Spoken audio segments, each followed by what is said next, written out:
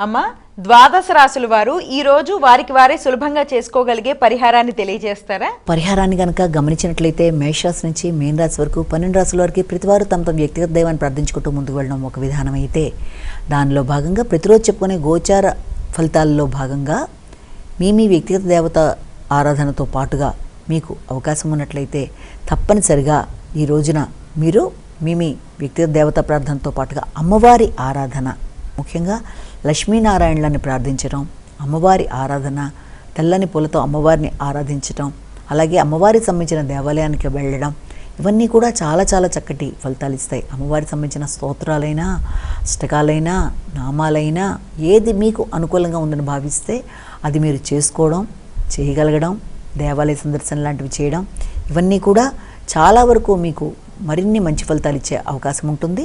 అదేవిధంగా గోచార రీత్యా ఎదురవుతున్న సమస్యల్ని అధిగమించడంలో ఈ రకంగా ఈ రోజున అమ్మవారి ఆరాధన చేయడం ద్వారా తప్పనిసరిగా శ్రేయస్సు, అభివృద్ధి, స్థిరత్వం మొదలైనవన్నీ ఏర్పడే అవకాశం ఉంటుందని మనం ఇక్కడ భావించవచ్చు. నమస్కారం.